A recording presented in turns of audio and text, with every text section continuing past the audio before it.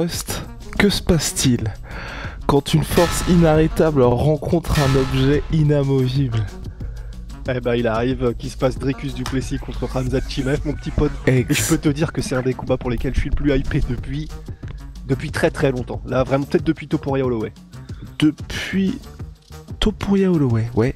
Ouais, moi ça fait aussi très longtemps, je ne saurais pas dire depuis quand, mais ça va être absolument passionnant. Deux gars, on le rappelle, qui sont invaincus à l'UFC, le champion Dricus du Plessis contre Khamzat Chimaev.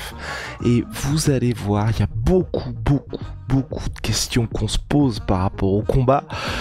Et peut-être une nouvelle ère et un énorme turbo classique qui se déroulera dans la nuit du samedi au dimanche 16-17 août à Chicago. Les gars, on va tout décortiquer ensemble. C'est parti, générique, et vous allez voir qu'il y a un clair favori pour les bookmakers. Comme d'hab, nos gars sûrs de Winamax sponsorise la vidéo prono de l'UFC 319. Winamax rembourse ton premier pari en cash s'il est perdant dans la limite de 100 € plus 10 € en cash avec le code LASUR10. Voilà, vous regardez l'UFC 319, vous dites tiens, je sens bien une victoire de Khamzat Chimaev. Vous regardez les codes, bim bam boum, 20 € sur Khamzat Chimaev et le gain potentiel. Et comme d'hab, on ne cessera jamais de le dire, les jeux d'argent peuvent être dangereux, les jeux d'argent ne permettent pas de s'enrichir, et si vous avez moins de 18 ans, ce n'est pas pour vous les gars. Place à l'analyse. Et donc Rust, le clair favori, c'est Khamzat Chimaev, cote à 1,44 pour Khamzat Chimaev, 2,35 pour Dricus du Plessis chez Winamax. Qu'est-ce qu'on en pense ? Bah, en fait, on en pense que j'ai l'impression quand même, au fur et à mesure qu'on avance dans cette vie finalement, que les bookmakers et les mecs qui font les cotes, j'ai quand même l'impression qu'ils se basent pas mal sur la hype aussi. Et parce que Khamzat, c'est Khamzat. Parce que tu prononces le mot Khamzat, même parmi le grand public, il est beaucoup plus connu auprès du grand public que Dricus du Plessis. Et quand tu prononces le mot Khamzat, dans l'imaginaire collectif chez les gens, il y a ce côté « Ah oui, d'accord, c'est le mec en fait qui tue tout le monde, qui parle à Dana White en même temps qu'il slame des mecs, qui explose tout le monde en 1 minute sans que les gars puissent rien faire. » Il y a vraiment ce côté et cette image, même si bien sûr on va en parler, hein, il y a eu les combats contre Burns et les combats contre Ousmane, mais il a vraiment cette aura.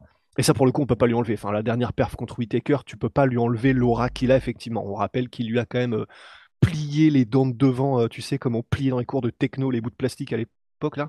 Donc, effectivement, ça fait peur. Et je pense que c'est sur ça que se basent surtout les bookmakers, parce que pour moi, c'est quand même beaucoup plus serré que ça. Peut-être que nous sommes en désaccord. Vous allez le voir dans les prochaines minutes. Bon, Rust, qui ébloui par tout ce qui se passe et par le choc des titans qui s'annonce.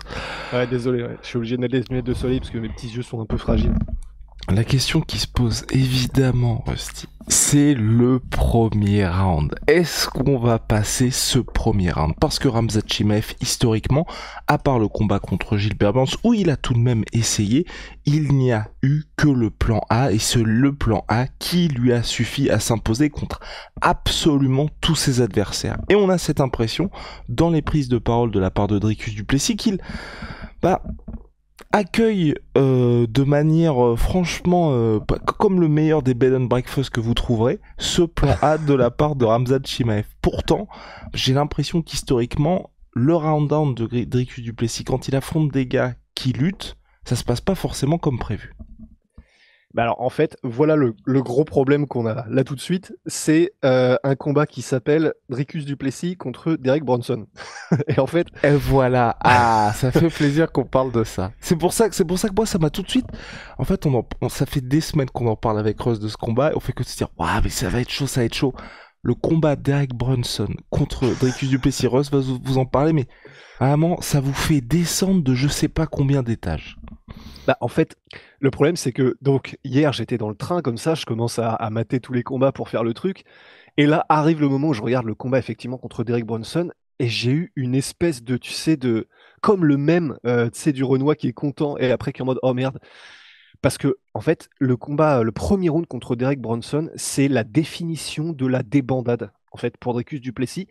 C'est-à-dire que alors comment arrive le takedown? Il arrive très très vite dans le combat. Alors là, attendez, parce que j'ai vraiment pris note pour que ce soit très précis. 4-22 du premier round. Voilà, il arrive dans les 30 premières secondes.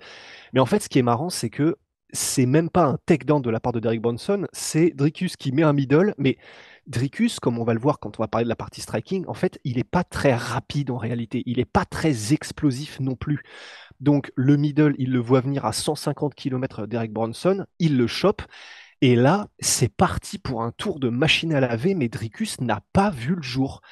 Et donc, je vais vous décrire un peu ce qui se passe parce qu'en vrai, c'est un cartoon en fait. Si jamais si jamais vous êtes trop jeune et que vous n'avez pas connu les Looney Tunes, eh ben, c'est parti pour un épisode. Donc, en gros, 30 premières secondes, il se fait choper le middle, il se fait immédiatement mettre au sol. Et là où c'est flippant, donc il se fait mettre au sol, ça peut arriver, tu vois, genre bon, il a raté son truc, il se fait mettre au sol, il essaie de se relever. Immédiatement, il se fait ce que les Américains appellent se faire pancake, c'est-à-dire en fait, il se fait retourner comme une crêpe, puisque Brunson, qui a déjà anticipé le mouvement, lui était sur ses appuis, Dricus non. Donc il se fait, après cette fitness au sol, il se fait retourner, mais vraiment comme une crêpe, comme un débutant.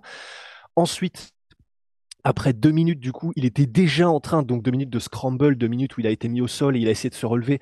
Il se fait prendre en guillotine par Derek Bronson, et une guillotine, alors il s'en sort assez rapidement, mais la guillotine, elle a quand même eu le temps d'être verrouillée par Derek Bronson. Et ça, immédiatement, je me suis dit, oh putain, si ça c'est Khamzat, mais bordel de merde.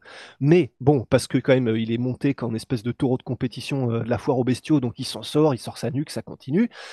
Ensuite, il enchaîne en ground and pound parce que du coup, il se retourne comme c'était une guillotine et que donc il s'en sort, il est en position montée, il commence à mettre du ground and pound. Mais 45 secondes plus tard, il est déjà repris par une clé de cheville par Derek Bronson. Alors ça donne rien non plus, ça y a un scramble, mais 45 secondes encore plus tard, il se fait prendre le dos. Donc là déjà, on est à, je sais pas, peut-être 3 minutes de combat. Il y a eu je ne sais combien d'alertes en soumission pour Dricus du Plessis. Alors oui, il se fait pas choper, mais voilà, il y a quand même un monde d'écart, rappelons-nous, entre Derek Bronson et Khamzat. Et là, en l'occurrence, quand même, ça commence à faire beaucoup en ne serait-ce que 3 minutes. Et donc ensuite, il se fait prendre le dos, mais ça donne rien non plus. Il se relève. Et sur le reste du round, en fait, c'est un nectar du style Dricus du Plessis, c'est-à-dire que tu as l'impression qu'il est déjà carbonisé, parce qu'il l'était déjà probablement, parce que c'était, on va en reparler juste avant son opération au nez, et donc à ce moment-là, si on en croit en tout cas l'entraîneur de Dricus du Plessis, il ne fonctionnait qu'avec 8% d'entrée d'oxygène dans son nez. Ça fait pas beaucoup, 8% quand même. Donc, et le reste du round, il combat comme s'il était complètement bourré, il prend des coups, et il ne s'en sort en fait que parce il est dur. Vous trouverez pas plus dur mentalement que Dricus du Plessis. Et c'est même au point où, donc le round continue, lui-même, Dricus du Plessis, essaye à un moment donné, donc il sent que ça commence à s'accélérer le rythme, il essaie de mettre un takedown à, à Derek Bronson, et il se fait retourner. Mais tu sais, j'ai eu des flashbacks de quand on était petit, tu sais, tu te souviens de John Alomou au rugby, le mec il fonçait en ligne droite, t'as des gars qui essaient de le plaquer, il se faisait retourner tellement tu peux rien faire. Et ben il prend la même chose. Dricus, le gars dont on parle du physique de bestiaux, le mec dont on parle de la force physique, dont on parle de la puissance, etc., il se fait retourner, mais vraiment direct, en essayant lui-même de mettre un takedown. Il prend même une montée, puis il se refait prendre le dos, et il se relève, mais sans protéger la nuque, donc il est pris en étranglement arrière, mais il se relève. Et après, pour les dernières secondes, il met des coups dans clinch avant que que la cloche ne sonne, parce que c'est Dricus, parce que tu n'es jamais sorti d'affaire à moins que tu ne le mettes hors d'état de nuire, Dricus. Et ça, c'était le premier round contre Derek Bronson. Eh oui. Là, les gars, le nombre d'ouvertures qu'a laissé Dricus, le nombre de fois où il s'est mis en danger, la sensation de oula, il y a un truc qui va pas du tout, il se fait retourner dans tous les sens contre Derek Bronson. J'avoue qu'effectivement, comme toi, je pense, et quand, comme vous, si vous l'avez vu, quand j'ai revu ça, là, il y a eu un côté, ah oui, en fait, on va vite redescendre contre Dricus là. Exactement, mais et c'est pour ça on vous invite vraiment à regarder ce round one, et c'est là aussi où c'est très compliqué pour moi ce combat contre Khamzat Chimaev, c'est qu'il a pas affronté beaucoup de purs lutteurs. Absolument. Dricus du Plessis, et après vous allez le voir et on va en parler avec Rust, il y a les combats contre Whittaker évidemment, mais qui est pas non plus un pur lutteur Robert Whittaker, et donc c'est là où on a un peu cette sensation, ouais. comme ce qui se passait chez les mecs chez Lightweight, où on se base sur ah oui il y a eu ça, il y a eu ça, il y a eu ça, mais c'est quand même pas le même calibre qu'un mec comme Khamzat. Et le combat contre Derek Bronson, et je te rejoins 1000 fois, c'est pour ça que moi j'ai extrêmement peur, il y a 4 occurrences où Khamzat est dans cette situation-là, c'est terminé. Mais vraiment, quand on dit c'est terminé, et surtout dans ce combat-là, il y a plusieurs fois où Bronson, je ne sais pas pourquoi, le mec laisse passer des occasions de fou furieux, tu vois. Genre vraiment, il donne le dos, il fait ah non, non, non, c'est bon, tranquille, tranquille, on va continuer le combat, tu vois. Donc bref, très bizarre aussi, poursuivre. Mais en fait, et donc là où c'est intéressant, c'est que j'ai vu ce combat, et après, mais ce qui est évidemment, parce que Cédricus Duplessis, ensuite, il a fini par terminer, donc c'était, attendez, oui, c'était le deuxième round, je crois, en fait, il finit quand même par terminer Derek Bronson. Donc, et c'était d'ailleurs à 1 seconde de la fin dans le deuxième round. Et en gros, il le démonte en ground and pound, enfin, Derek Bronson est aux fraises. Mais c'est vrai que juste avant ça, c'était moins laborieux le deuxième round, mais c'était quand même pas facile. Et donc, effectivement, quand on voit ça, on se dit, ah oui, en fait, c'est terminé probablement. Mais, en fait, alors, Ousmane, c'est quand même un des meilleurs de tous les temps en welterweight, mais il y a aussi eu ce combat contre Ousmane pour Khamzat Chimaev où on a pu voir que lorsque l'adversaire est méthodique, et pourtant on rappelle quand même, c'est vraiment tout à mettre à l'honneur de Kamaru Ousmane, c'est qu'il a pris le combat en très très short notice, à très court préavis, et pourtant il a vraiment montré des choses mais magnifiques dans le premier round où de toute façon, et on aurait presque même pu commencer par là, je pense que c'est une certitude que Dricus Duplessis sera mis au sol dans les 20 premières secondes, allez, 30 maximum. La vraie question, c'est qu'est-ce qu'il fait quand il sera mis au sol, mais si Kamaru Usman et Robert Whittaker ont été mis au sol en l'espace de, effectivement, de 30 secondes, je pense qu'il n'y a pas de problème. Il est bon, Dricus Duplessis, il est puissant, mais voilà, c'est pas ces deux gars-là non plus, donc je pense que c'est une certitude.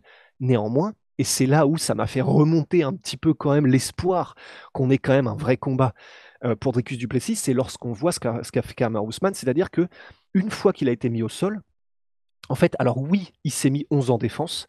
Oui, il s'est mis en. Mais vraiment, il n'y avait plus rien qui existait. Il n'y avait pas de j'essaye de me sortir, de créer, tu sais, un mouvement dynamique, un scramble pour essayer de créer une ouverture pour m'en sortir, de tenter une soumission moi-même. Non, non, non. Il y avait juste je défends, mais vraiment au prix de ma vie, tous les trucs qui vont arriver. Je ne tente rien, je suis en boule, je ne bouge plus, mais au moins, il va rien faire probablement. Et c'était assez impressionnant parce qu'il a su Kamaru Usman garder un calme olympien pendant toutes les séquences où Dricus Duplessis était sur son dos et en restant méthodique. Alors il a utilisé notamment quand il était contre la cage la technique un peu de Volkanovski contre Islam Makhachev, c'est-à-dire qu'en gros il se mettait sur ses appuis, donc généralement soit sur ses poings et sur ses genoux ou sur ses poings et sur ses jambes, et il se mettait la tête contre la cage. Et en fait, ça, ce que ça fait, c'est que du coup, Khamzat, qui essaie, dans l'idéal, si c'était au centre de la cage, en gros, il saisit le corps de son adversaire Khamzat et en fait, il se plonge vers l'avant d'un côté ou de l'autre. Et ensuite, comme ça, il peut rouler un peu en mode alligator pour mettre ses adversaires en danger. Et là, comme Kamaru Usman s'était positionné la tête contre la cage, du coup, il y avait nulle part où rouler vers l'avant et sur les côtés pour Khamzat Chimaev. Et ça, c'était intéressant parce que ça a quand même pas mal marché. Alors, il a quand même fini par se faire mettre au sol Kamaru Usman parce que vous imaginez bien qu'il a plus d'un tour dans son sac Khamzat et qu'au niveau technique autant que puissance, il a constamment un coup d'avance sur vous. Et c'est comme ça aussi qu'il a soumis Robert Whittaker. C'était assez impressionnant. Il était sur lui, juste derrière lui contre la cage. Il lui met du ground and pound et Whittaker est en train de se protéger comme ça.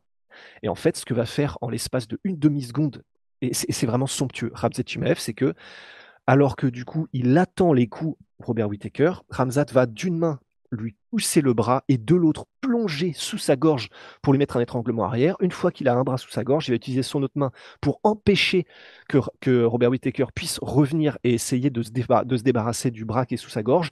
Et c'était déjà fini, puisque on le sait, on l'espace ensuite. Ouais. Même si Rusty, contre Robert Whittaker, moi j'ai le sentiment qu'il y avait un peu ce côté Kamaru Usman où tu laisses vraiment passer l'orage du premier round parce qu'il Absolument. défendait extrêmement bien et que vraiment, vraiment les gars, sans cette blessure préexistante qu'avait Robert Whittaker donc aux dents, peut-être qu'il n'y aurait pas eu cette... Je dis pas qu'il aurait réussi à survivre au premier round, mais peut-être qu'il n'y aurait pas eu ce... Enfin, tu vois, le fait qu'il tape aussi rapidement, limite en mode panique, alors que c'est vrai, il y a eu d'autres occurrences où les gars arrivent un peu à traverser ça. Et surtout que Robert Whittaker, jusque-là, était vraiment insaisissable et se débrouillait comme un beau diable. Alors en fait, c'est ça. Alors, il se débrouillait comme un beau diable. Alors, ce qui est sûr et certain, c'est qu'effectivement, il a tapé extrêmement vite et que même sur le moment, souvenez-vous, on était en mode oula, ça ressemble pas à Whittaker de taper aussi vite sur un étranglement. Mais voilà, souvenez-vous aussi de la photo ensuite, c'était terrible. Mais il se débrouillait bien, Robert Whittaker. Alors attention, il s'échappait pas, hein. Il se débrouillait bien pour ne pas se faire soumettre et rester relativement hors de danger. Mais comme contre Ousmane, Khamzat était quand même tout le temps avec un coup d'avance. Donc ils ont fait un bon taf, Whittaker et Ousmane, pour échapper à la soumission, bah, du coup pour Whittaker jusqu'à un certain point. Mais c'est pas comme s'il dominait, hein. C'est vraiment, c'était écrasant à chaque fois de la part de Khamzat. Mais donc il y a eu effectivement cette soumission et disons, avant qu'il ne se fasse quand même péter les deux dents de devant, il avait quand même magnifiquement réussi à son bras et à passer dessous et à verrouiller l'étranglement. Faut voir, parce que s'il était sur les dents, ça veut dire qu'il n'était pas complètement sous la gorge, effectivement. Et puis il avait Mais pas les crochets non plus, Ramzat. et il n'avait pas complètement les crochets non plus. Comment dire? Donc, sur ce truc pour Whittaker, voilà, on peut en déduire seulement ce qu'on a vu et de la manière dont il le dominait, dont il l'écrasait techniquement et dont il était à chaque fois avec un coup d'avance. Mais effectivement, de la soumission en elle-même, c'est plus compliqué d'en déduire quelque chose. Même si on peut quand même en déduire que bon, faut quand même probablement une sacrée force dans les bras pour réussir à lui péter les dents de devant, si faible qu'elle soit. Mais pour Kamaru Usman, ce qui est aussi impressionnant, c'est ça m'a redonné un peu espoir parce que donc je me suis dit, ok, si Dricus du Plessis fait les bons choix, qu'il reste calme et méthodique et qu'il a vraiment, et ce qui sera le cas, vous inquiétez pas pour ça, t'as fait à la vidéo la manière dont Khamzat progresse, il peut lui aussi, si c'est sa mentalité, et le problème ça peut être là aussi, c'est-à-dire rester 11 en défense, c'est pas une mentalité du tout à la Dricus. Moi c'est ça qui me fait peur en fait, surtout, c'est que je pense qu'en restant calme, ça, il y a pas de problème. Rester calme dans le chaos, c'est ce qui fait de mieux Dricus du Plessis. Être méthodique et technique, même si son style ne ressemble à rien et qu'on dirait qu'il ne sait pas combattre alors que c'est le meilleur du monde. Bon, il a évidemment, il a les armes techniques en termes de puissance, etc. Et comme on l'a vu contre Ousmane, Ousmane, la fois où il a été surtout le plus en danger, c'est une fois où il s'était remis sur ses appuis avec, bon, toujours Khamzat dans le dos, hein, parce qu'on l'a dit, il est toujours en avance. Et là, à un moment donné, Khamzat a réussi à lui passer l'étranglement arrière qui était verrouillé, et la manière dont il s'en sort, heureusement, Kamaru Usman, c'est qu'il slame en se jetant vers l'avant.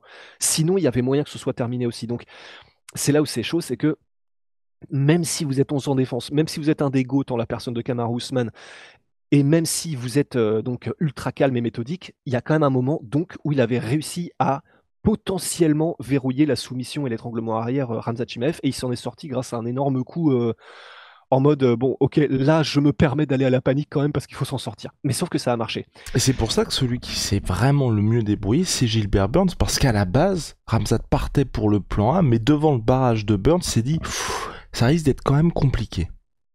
Absolument. Parce Et c'est vrai que parce qu'honnêtement, ouais, c'est ce que je me dis aussi, c'est que le plan à la Ousmane, à la Whittaker, enfin, je le conseille pas à tout le monde parce que au mieux, tu te prends à 19, au pire, tu te fais soumettre. Parce que vraiment, les premiers rounds enfin, on en a parlé pour Robert Whittaker, c'est fini, mais Ousmane, on n'était pas confiant du tout après ce premier round, hein. Faut quand même avoir l'habitude de traverser de sales moments. Mais c'est ça. Et en fait, c'est là où tu pointes quand même du doigt le truc, c'est que moi, je suis persuadé, en tout cas, au vu de ce qu'on a vu de la défense de takedown de Dricus, je suis persuadé qu'il va se remettre au sol dans les 20 premières secondes ou les 30 maximum. Alors que c'est vrai que contre Gilbert Burns, il y a eu un refus de la part de Gilbert Burns de se remettre au sol. Et c'est vrai que, je ne sais pas comment dire, mais il y a cette sensation effectivement que Whittaker et Ousmane, ils n'ont pas tout donné pour réussir à refuser le takedown, qu'ils étaient plus en mode bon, ok, il est sur moi, on va plutôt rester méthodique pour à tout prix éviter la soumission, mais il n'y avait pas ce côté je donne ma vie pour me relever et refuser le takedown, ce qu'on a l'impression que Burns a fait un peu plus et avec succès. Et ce qui a fait effectivement que du coup ça s'est retrouvé beaucoup plus sur un combat debout. Et c'est là où en fait je suis curieux, c'est que dans la mentalité de Dricus, ça ne lui ressemble tellement pas de se dire je vais me mettre en mode full défensif et tu sais, et ne pas tenter de m'en sortir, de moi-même créer des scrambles, des ouvertures, que ça me fait presque plus flipper qu'autre chose, puisque donc on a vu que contre des mecs comme Derek Brunson, il laisse beaucoup trop d'ouverture. Après, il y a des gars comme ça qui sont extrêmement compliqués à soumettre. Alors, à l'époque, il y a 11 ans, il s'est fait soumettre contre Garrett McClellan. Et d'ailleurs, c'était encore middleweight à l'époque, Dricus du Plessis. Mais vraiment, je pense que ça n'était pas du tout, du tout, du tout le même. Enfin, c'était il y a 11 piges. Donc, évidemment, ça n'était pas le même Dricus du Plessis. Et donc, c'est quand même difficile, je pense, d'en tirer quoi que ce soit en réalité.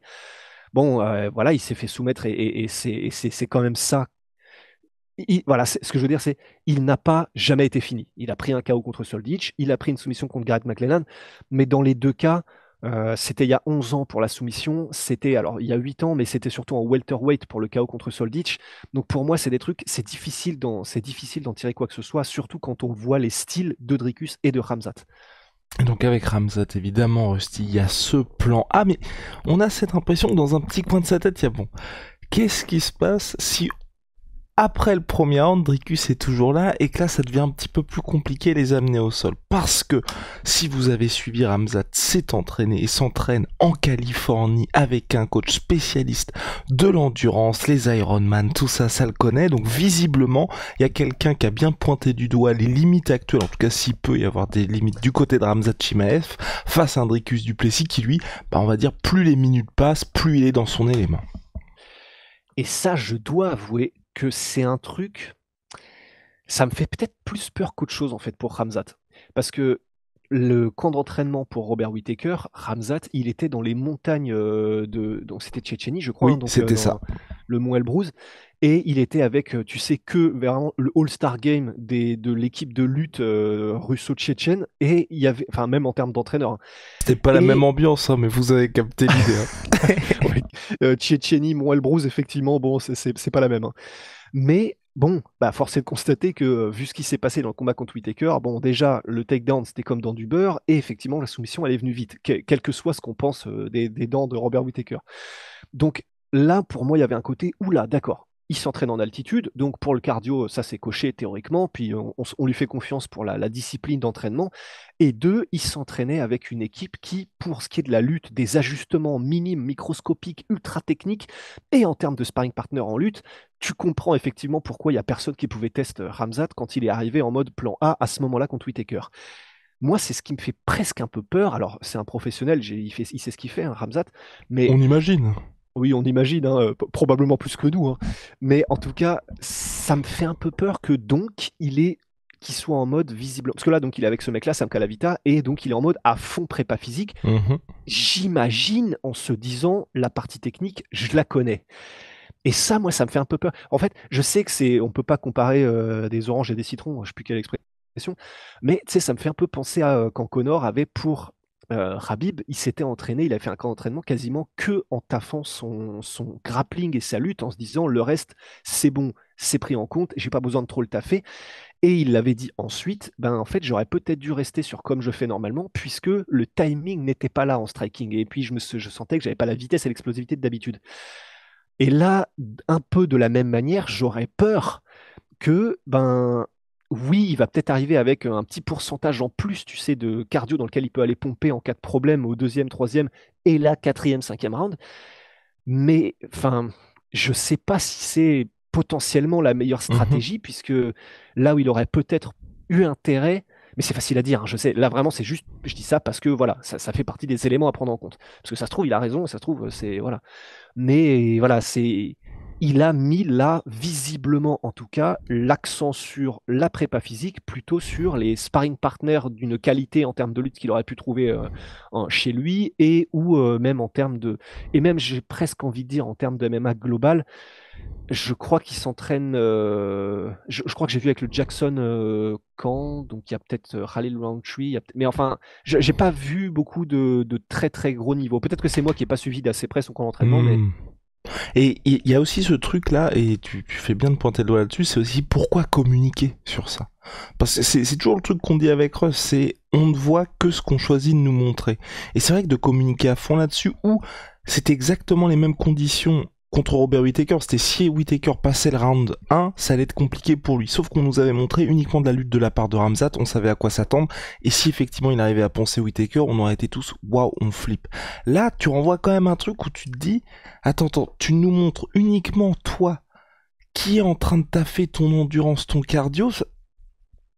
Ça veut, enfin, concrètement, moi je me ouais. dis, ça veut dire quoi? Ça veut dire que tu sais qu'au premier round, tu vas pas battre Dricus du Plessis qui lui va t'envoyer pendant toute la fight week des bastos de l'espace en mode, bah vas-y, on va lutter. Et qui a commencé en interview, on va lutter au premier round. Tu vas m'amener au sol au premier round. Après au deuxième là, Là, ça va commencer à être mon combat.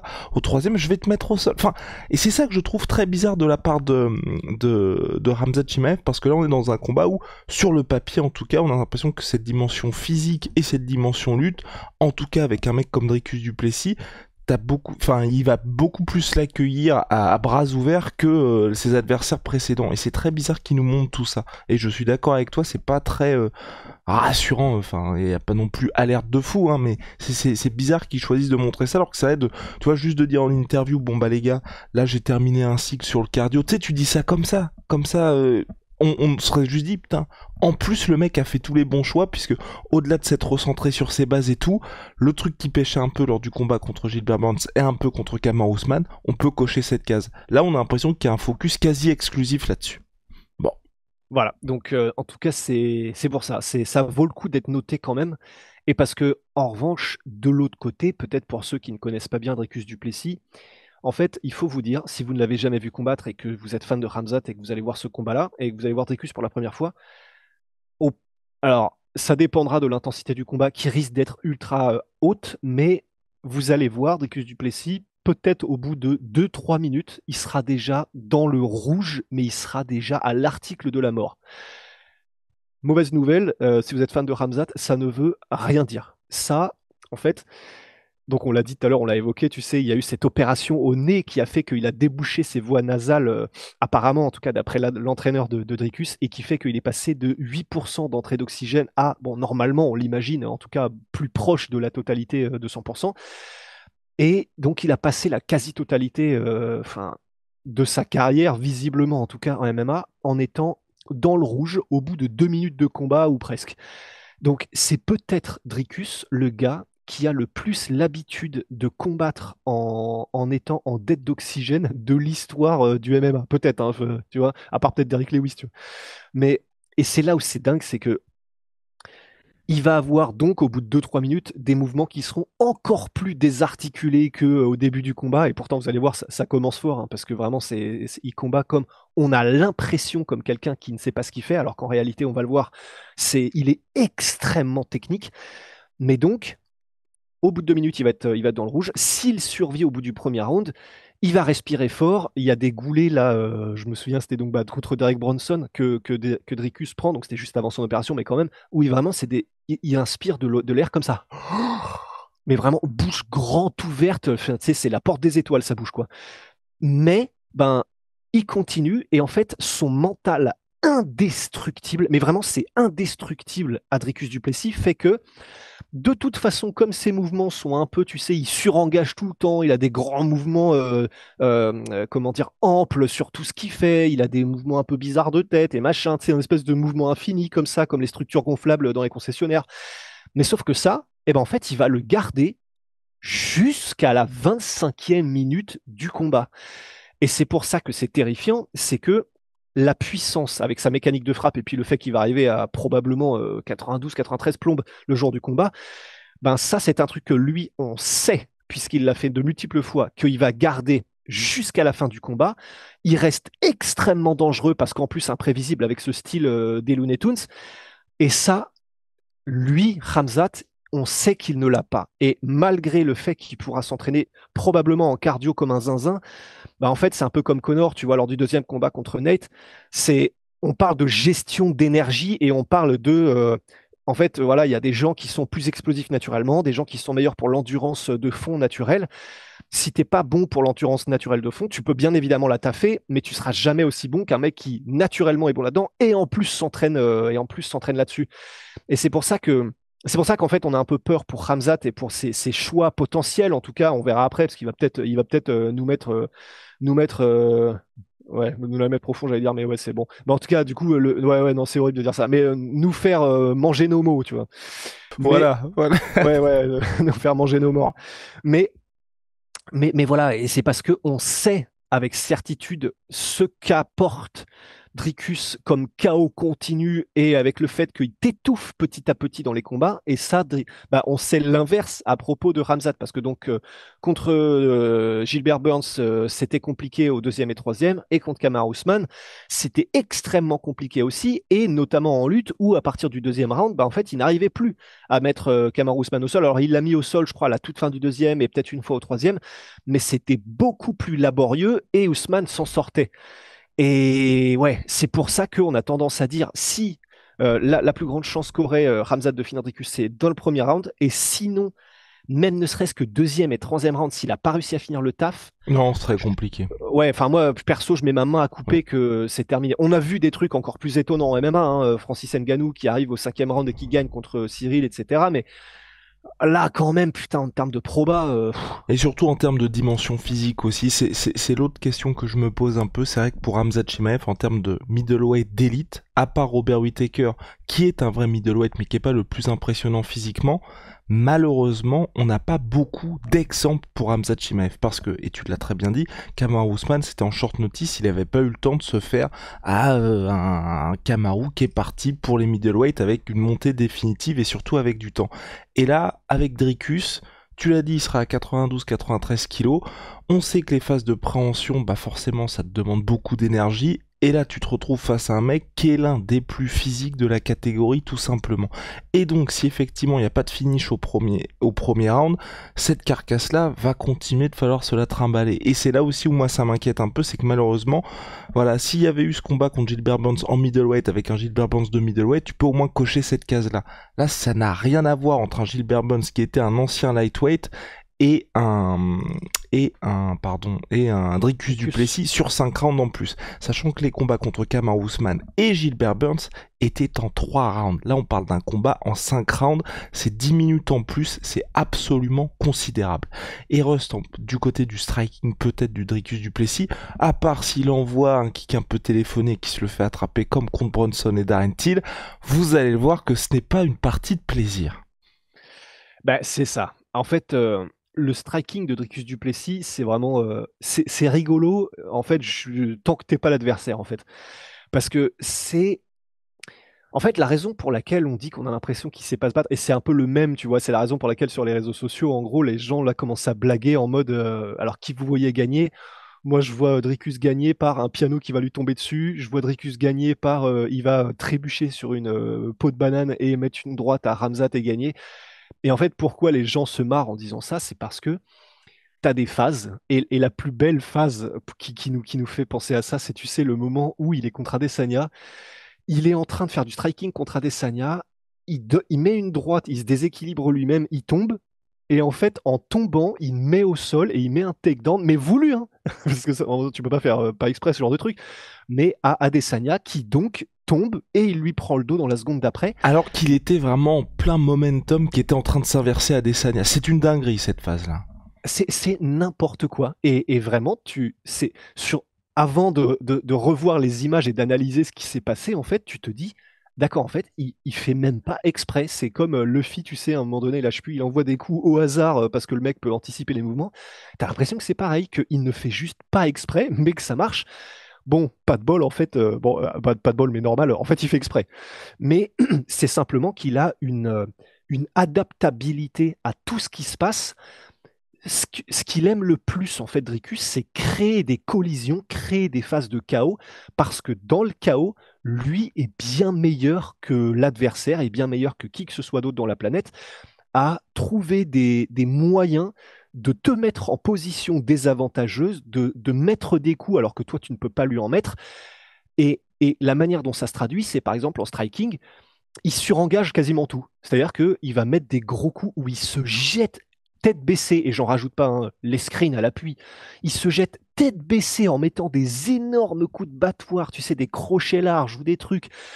Et donc évidemment, si, comme Darren Till par exemple, si le mec ne recule pas, en fait, il s'encastre littéralement, il s'empale sur le mec. Mais il s'en fout. Et pourquoi il s'en fout? C'est parce que lui, quand ça se sent pas, c'est même encore mieux, puisque ça veut dire qu'il peut te mettre la main dessus et te mettre un takedown comme contre Robert Whittaker, qui peut être en clinch, et là, bon courage pour le bouger, que du coup, s'il te met la main dessus, ça veut dire qu'ensuite, il peut enchaîner sur un takedown. Donc, il s'en fout. Lui, le fait de faire du striking et que du coup, il s'encastre n'importe comment sur toi en avançant et en surengageant, il s'en bat les couilles. Et alors, oui, on a envie de dire, mais du coup, il est tête baissée, il envoie des coups n'importe comment, il regarde à peine ce qu'il fait, ok, donc ça devrait être facile de le contrer. Et ben en fait, pas tant que ça, puisque il fait mal, donc déjà, il met aussi quand même la petite graine de l'appréhension dans le mec d'en face, et ses mouvements sont tellement étranges dans la manière dont il se déplace que c'est pas un mec qui va, genre, tu sais, faire un rush où il va avancer comme ça, mais tu sais, la tête ne bouge pas, et donc là, tu as une fenêtre et tu le démontes. C'est quand il met ses grosses têtes baissées, comme en fait il surengage tous ses mouvements, ils font des petits mouvements comme ça, ils bougent d'un côté et de l'autre, et en fait finalement sa tête sort de la ligne d'attaque quand même. C'est très bizarre.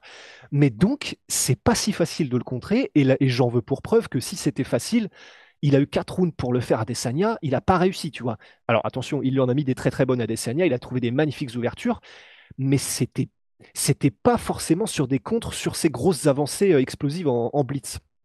Alors, j'utilise le terme explosif. On l'a dit au début du combat, il n'est pas rapide, mais par contre, voilà, il explose, quoi. Il arrive sur toi.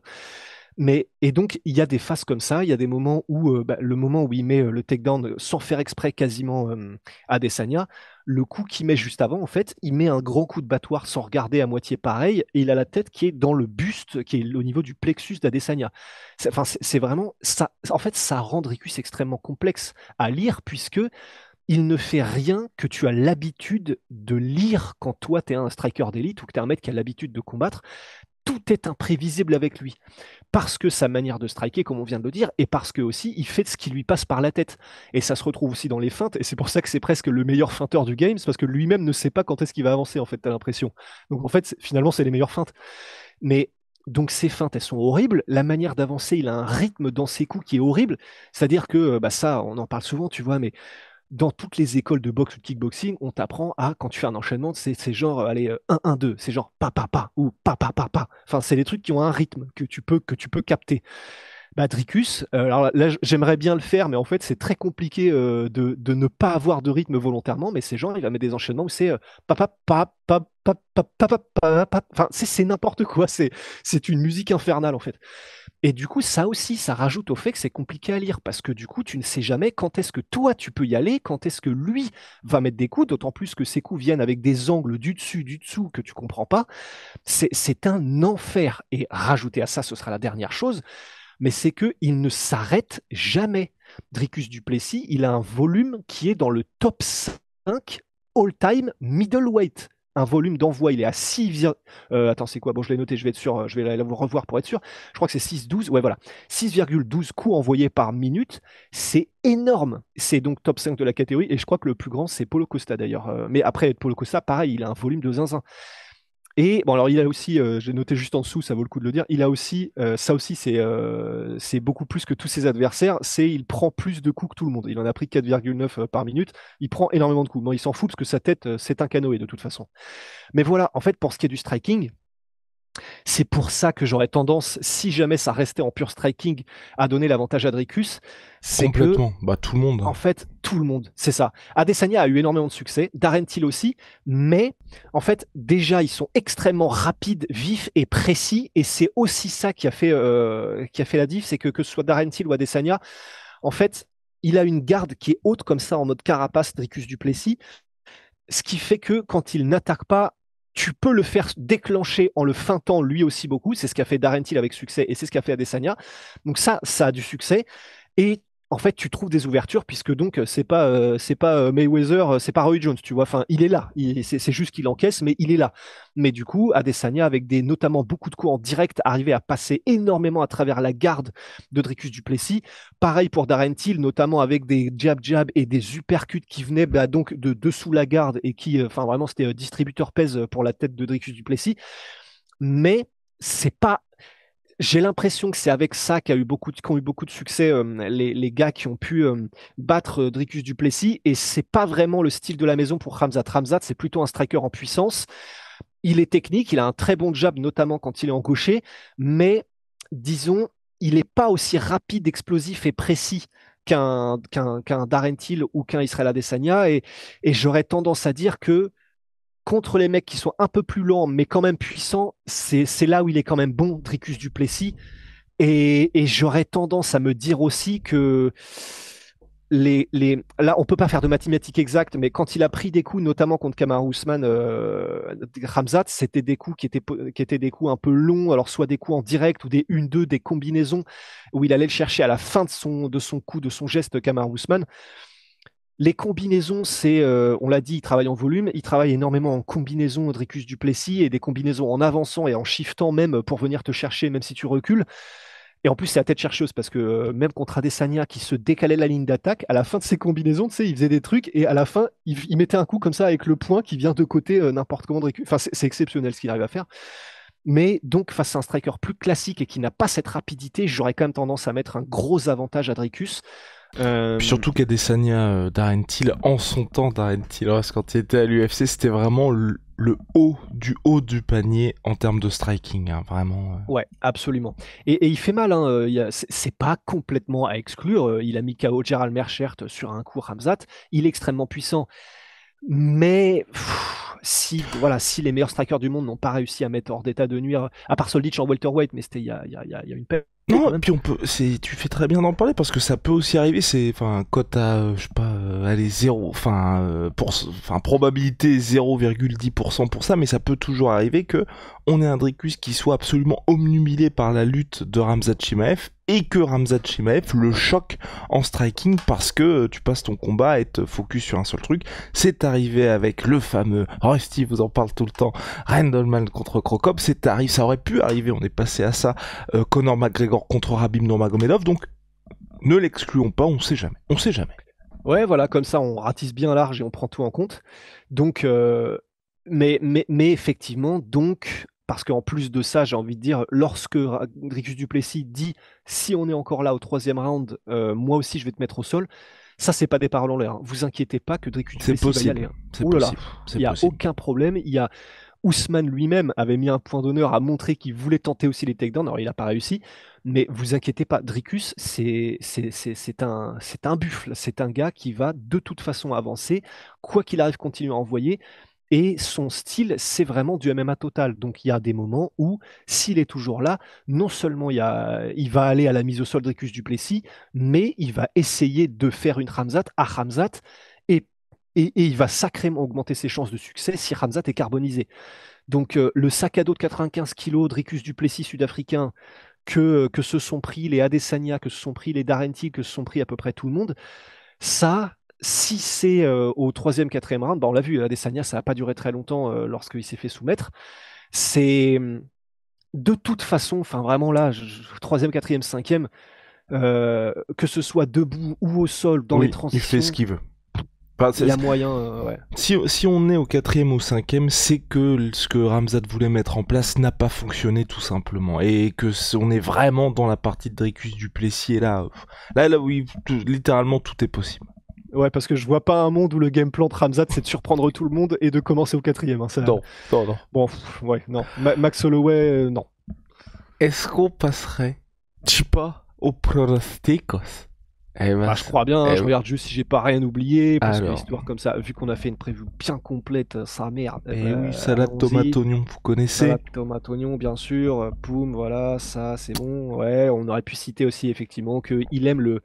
C'est ça qui fait que c'est quand même bien d'être rapide et de pouvoir faire du in and out contre entrée-sortie contre Dricus du Plessis, c'est qu'il aime bien aussi le style en ce qu'il appelle le catch and pitch pour faire référence au baseball aux États-Unis, c'est-à-dire qu'en fait, Dricus, il encaisse beaucoup, il a une tête qui est 2 fois plus grosse que tout le monde, t'as l'impression, mais en fait, il attend. Il y a beaucoup de séquences où il attend de recevoir un coup pour savoir que lui-même est à distance avec sa garde haute pour envoyer en combinaison ensuite, et ça marche, hein. Pour finir là-dessus, c'est vrai que quand on dit il est extrêmement technique, la raison, en fait, un exemple, tu vois, juste, mais et tout est comme ça pour vous le prouver, c'est il y a un moment où je me suis dit, oh putain, mais attends, il vient de faire quoi là? Et en fait, c'était contre Adesanya, donc un des meilleurs strikers de la planète. Donc c'est vous dire à quel point il ne craint pas d'y aller aussi, tu sais, vraiment tête contre tête dans les meilleurs domaines. C'est à un moment donné, il a mis un jab, donc Dricus Duplessis, un jab, jab, crochet large en avançant et en changeant de garde contre Israël Adesanya. Et ça, les gars, ce genre de truc, voilà, t'as Dustin Poirier qui le fait. T'as Dustin Poirier qui le fait. T'en as pas beaucoup d'autres. T'en as certains autres, j'en rajoute bien sûr, j'abuse, mais c'est vraiment ça, c'est un bail. Techniquement, en plein combat et en plus contre les meilleurs strikers du monde, tu as très très très peu de personnes qui peuvent le faire. Et oui, on peut dire que c'est quelque chose qui fait, tu sais, en s'adaptant sur le moment et un petit peu avec de la créativité, etc. Bon, créativité ou pas, c'est un geste technique. C'est quelque chose, tu le retrouves pas nulle part, tu le retrouves pas partout, pardon. Et ça, c'est vraiment là où je peux, si je pouvais, tu vois, donner un exemple pour ne pas juste dire il est très technique, c'est ce genre de séquence par exemple, tu vois. Ouais, une grosse jambe gauche, il est extrêmement agile de sa jambe gauche, et donc qu'il soit en gaucher ou en droitier, il fait vraiment peur avec ça. Il a réussi à maintenir même Adesanya, tu sais, un peu en anticipation avec sa jambe gauche. Il l'a beaucoup utilisé aussi contre Sean Strickland. Gilbert Burns qui dit qu'il s'est entraîné avec lui et que Dricus est extrêmement fort physiquement. Poum, poum, poum, voilà, voilà. Pour Ramzat, on peut parler effectivement de ses contrôles absolument somptueux, le contrôle des mains, contrôle des appuis. Il condamne les échappatoires et il pèse de tout son poids en même temps, et tout ça avec maestria. Deuxième round de Ramzat et Ousmane, ils prennent 3 minutes off pour reprendre des forces et reprendre leur souffle. Et Ramzat et Ousmane, et on est qu'au deuxième round. Ça n'arrivera jamais avec Duplessis et son activité infinie. Il sera sur Ramzat direct. Voilà, comme ça, je vous ai lu tout ce que j'ai marqué. Place au pronostic, monsieur. Putain. L'ultime bafouille. Ah, c'est compliqué. Ah, c'est compliqué. En fait, c'est d'autant plus compliqué que, tu sais, il y a des trucs comme ça où, quand j'étais plus petit, tu sais, il y a des combattants, pour moi, c'était impossible de les voir dans une certaine situation, tu vois. Bah là, moi, c'était, bon, pas de bol, c'était Fedor à l'époque, mais avant qu'il prenne les 3 défaites d'affilée. Mais tu sais, dans ma tête, j'avais cette impression qu'il ne peut rien lui arriver. Tu sais, t'as l'impression que c'est pas possible. Mhm. Bah, Dricus, il est tellement confiant, tellement dur au mal, tellement bizarre et technique. En fait, t'as l'impression qu'il peut rien lui arriver. T'as l'impression. Et donc, en vrai, parce que, bon, on l'a pas cité, mais il y a une réalité physique qui est que, en fait, si on te coupe les circulations sanguines, tu perds connaissance, en fait. C'est-à-dire que, qui que tu sois, c'est-à-dire que Dricus Duplessis, qui qu'il soit, tout qu'il soit, bon, s'il y a étranglement sanguin, il est plus là, en fait. Et c'est pour ça que j'ai envie de dire Khamzat premier round. J'ai envie de dire Khamzat par soumission au premier round et potentiellement même par endormissement. Donc je vais dire ça. Je vais dire Khamzat premier round soumission. Oh, voilà, voilà, voilà, regardez, je pense, eh ben, pareil, Ramzat, premier round, c'est terminé, il y a trop d'ouverture. En vrai, pour moi, il y a trop d'ouverture, et malheureusement, pas assez d'occurrence de Dricus Duplessis face à des purs lutteurs, et la seule fois où c'est arrivé, c'était contre Derek Bronson, les gars, qui est très bon, mais aussi connu pour un QI combat assez catastrophique, et donc c'est là aussi où c'est difficile vraiment pour moi d'être optimiste quant à une chance de... Et c'est pas non plus comme si c'était il y a des années pour ce choc-là. Bah ouais, c'est effectivement. C'était en 2023. Donc, oui, bien sûr, il a dû s'entraîner avec moult lutteurs qu'il a fait venir, Indricus, mais enfin, entre moult lutteurs et Khamzat, il y a un monde. Puis t'as aussi ce style, mine de rien, Dricus Duplessis, où il tente beaucoup de choses, il est technique, mais quand t'es au sol, faut quand même... Il y a beaucoup de choses qu'il ne faut pas laisser passer. Et Dricus, quand vous le voyez, il y a beaucoup de trucs... Enfin, on ne vous conseille évidemment pas de faire du Dricus Duplessis. Enfin, si vous enseignez à quelqu'un, vous n'allez pas conseiller de faire du Dricus Duplessis. Et tous ces petits trucs-là qui font que ça fonctionne, mais où tu laisses un peu des ouvertures, bah tu fais la même chose au sol. Ça passe contre Derek Bronson, un mec qui littéralement n'attend que ça et qui va s'ajuster, qui va pouvoir progresser, ça va se terminer très rapidement. Et c'est là aussi où moi ça me fait vraiment peur. Et où comme tu le dis, t'as beau être, te dire, moi ça va être jusqu'à la mort littéralement. Malheureusement, voilà. Bah, avant la mort, en fait, il y a la phase endormissement et ça, Voilà. tu peux ne pas y échapper, en fait.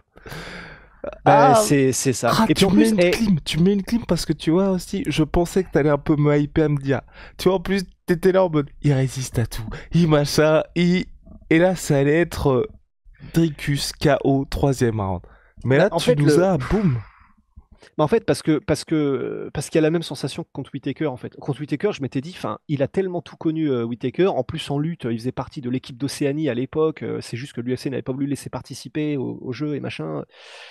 Et pourtant, il a été mis au sol en 30 secondes, tu vois. Et donc, en fait, c'est pour ça que c'est dur parce que j'ai.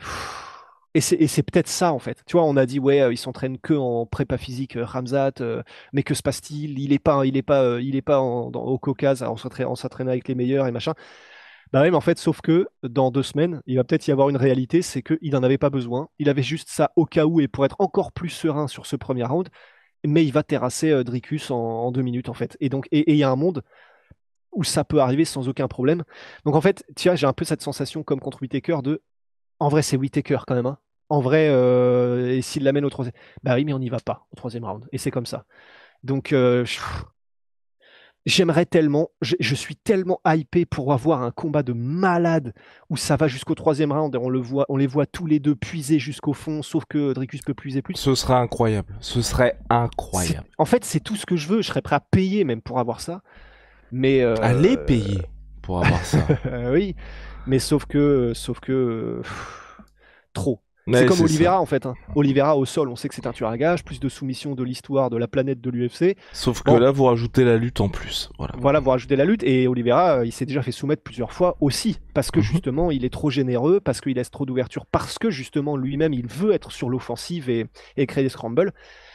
Donc, ce que je veux le plus au monde, finalement, c'est pas l'avenue du Père Noël, c'est avoir un combat qui va au-delà des 2 rounds. Mais j'ai trop peur.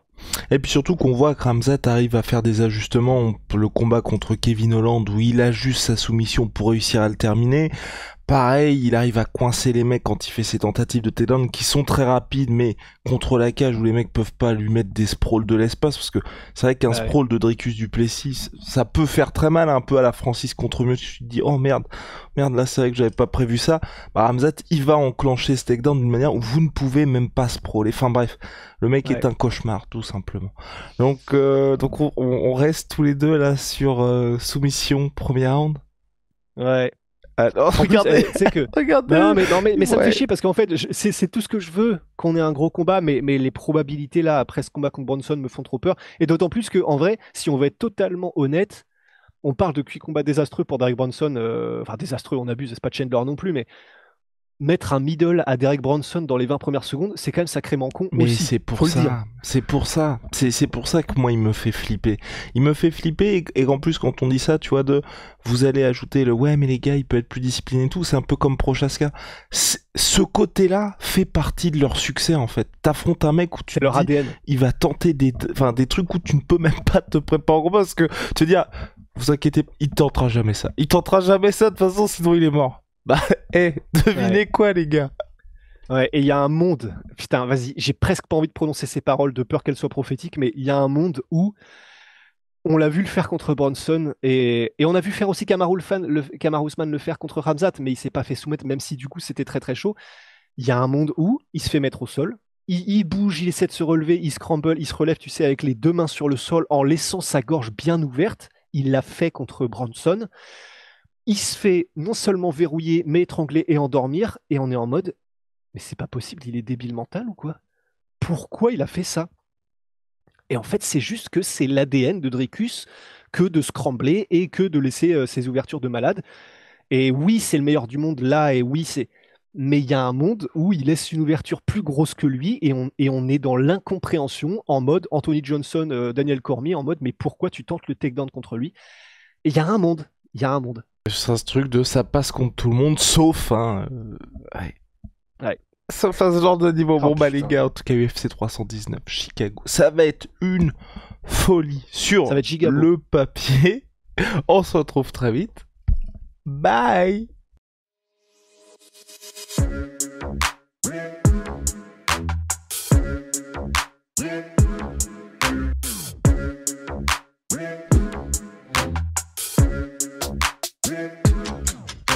I'm fucking coming for you!